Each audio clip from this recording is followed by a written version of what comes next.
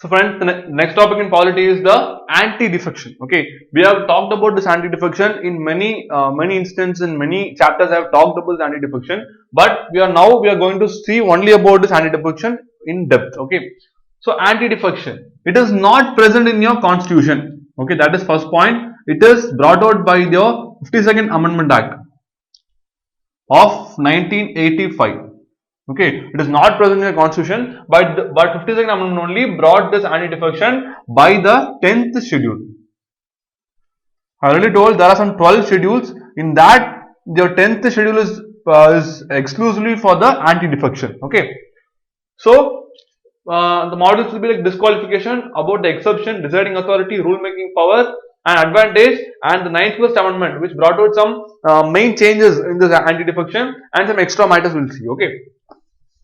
So remember, it is not present in your constitution, anti-defection. Okay, that is one thing. So disqualification. Based on disqualification, there are two grounds. Okay, one ground, if we voluntarily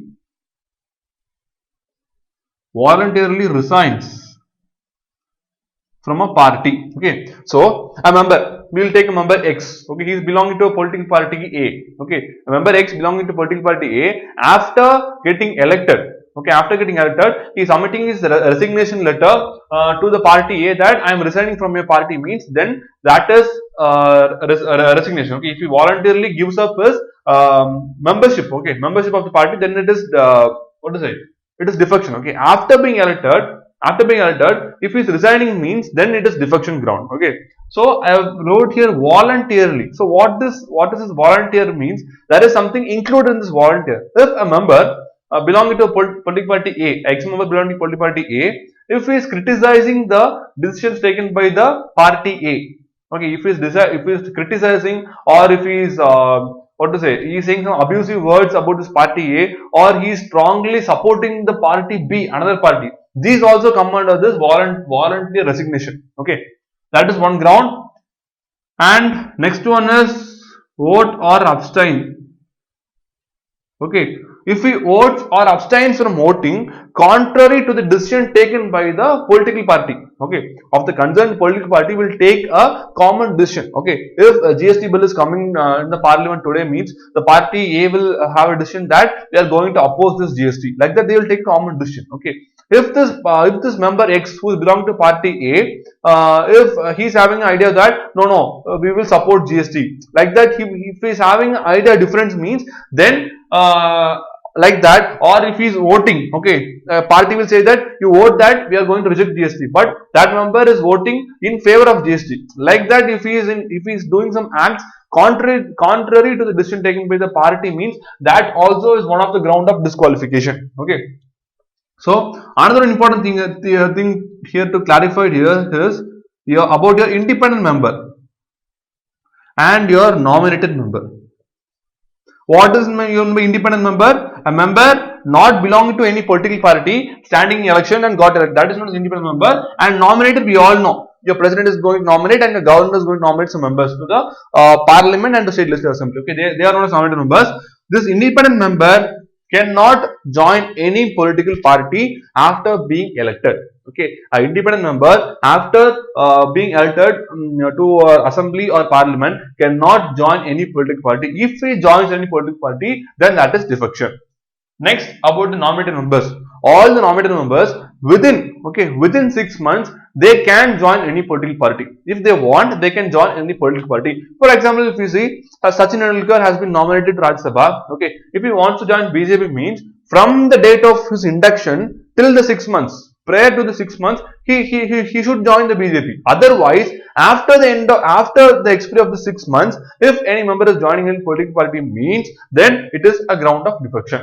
That is very clear. Okay, so first ground, if he voluntarily resigns from his post from the party. Okay, if he voluntarily resigns from that party after being elected, that is one ground. Second ground is if he is voting or abstains from vote in contrary to the decision taken by the political party.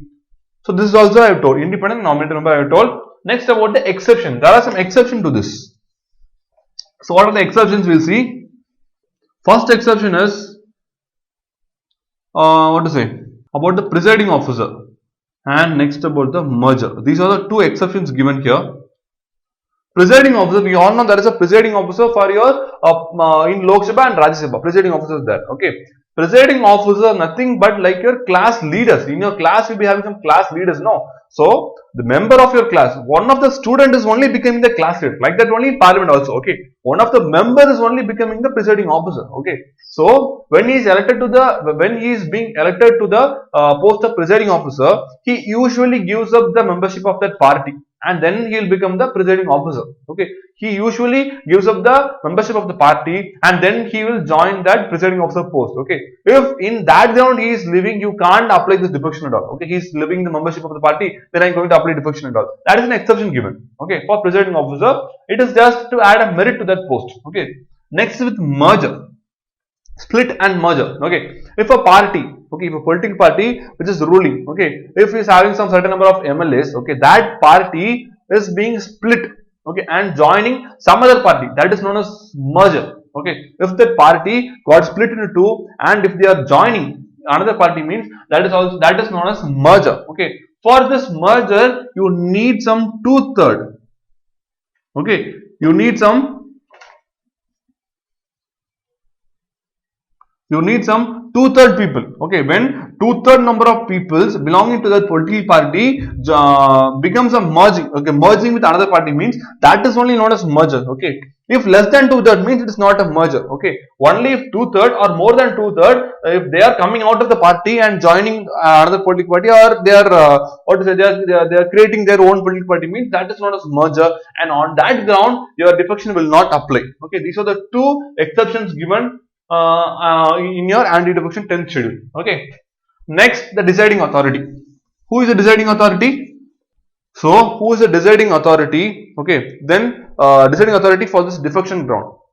Here, you will confuse somewhat, because member of parliament is there, member of state legislature is there. Okay, we will take member of parliament. Member of parliament is there. Then, who will remove this member of parliament? Okay, if this member of parliament wants to be removed, it is done by the president. Usually it is done by the president, on that basis the prime minister. Then this member of parliament will be removed from this post, usually done by the president. But on the ground of defection, on this ground of defection, it is by the presiding officer. Okay, on this defection ground, it is by the presiding officer, not by the president. Okay, this question has been repeatedly asked in many state and SSC exams. Okay, this is on defection. Who is the deciding authority? On defection ground, member of parliament disqualification, usually it is by the president. Only on the grounds of defection, it is by the presiding officer, speaker in case of Lok Sabha and your chairman in case of Rajya Sabha. Okay, that is the deciding authority. Whether your court is having any say in this deciding authority? No. Okay, no, your court is not having any jurisdiction with respect to the deciding authority, but the final orders, okay, the final decision taken by this presiding officer can be appealed. Okay, your court, your judiciary is having the appellate jurisdiction to the final orders of the presiding officer, but not to interfere in the deciding authority. Okay, that is one thing. Next, with is the rule making power. Who can make rules? Obviously, it is the presiding officer. Okay, when he is only deciding who will make the rules. Okay, rules means to give the liveliness to the 10th schedule. Okay, your speaker can make some rules giving liveliness to the 10th schedule, that can be done by the presiding officer of the respective house. Okay, the rule making is done by the presiding officer of the respective house. He will make some rules and he will publish to the house for 30 days. Okay, for 30 days it will be kept, and after all the members got accepted, only the rule will come into place. For 30 days he will place in that parliament, and after the 30 days all the members will accept to that and the rule will be implemented. Also, your presiding officer is there. He can the presiding officer he can take up the case of defection only if someone is requesting him. Okay, if the presiding officer has to take up the case of defection, he can't take simply. Okay, if someone is requesting, if someone is applying a petition only, he can take up that issue. Okay, that is also an important point here. So, what are the advantages of this defection? You can self write. Advantages. The main advantage of this anti-defection is to reduce the corruption. And another advantage is to give a strong backup to the political system in the India. That is advantage. Next about the 91st Amendment. This is somewhat important. Okay, 91st Amendment, because it gave up some important provisions is by the 91st Amendment. The first provision is the 15% rule. What is 50%? 15% rule. The Council of Ministers, including the Prime Minister, should not exceed the 15% of the members of Lok Sabha. Okay, we all know members of Lok Sabha. The current strength is some 545. Okay, in this 545, 15% if you take means a number will be there. No, your Council of Ministers and PM should not exceed that number. Okay, that is the first provision given by the 90th Amendment.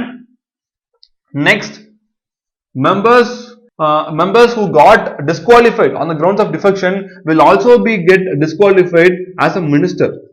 Okay, a member who got disqualified on the grounds of defection will be also disqualified from he'll be also disqualified from becoming a minister. Okay, that is one point. And another one thing is, I told when dealing about disqualification, I told there is an exception for merger, exception for split and merger. That thing has been removed by this 91st Amendment. Okay, so now there is no protection for the members of Parliament on the grounds of merger. Okay, that is the important provisions of 91st Amendment. Next, we'll see some extra things. Okay, what is the extra things? You all know there is a whip. What is whip? WHIP, whip in a parliament. Whip is nothing but the leader of the concerned political party. Okay, all the political party present in that parliament will have the respective whip. Whip is like a floor leader. Okay, he is the floor leader, and he is responsible for the he will take attendance. Who all are coming respect to his party. Okay, whip is a party whip. Okay, so with respect to his party, he will take attendance. Who all party members came today and how they voted. He is the floor leader there. Okay, so what is the power with respect to that whip? Okay, when a member is not adhering or if he is defecting, then what is the power with the whip? The whip can only expel. Okay, the whip can only expel that member.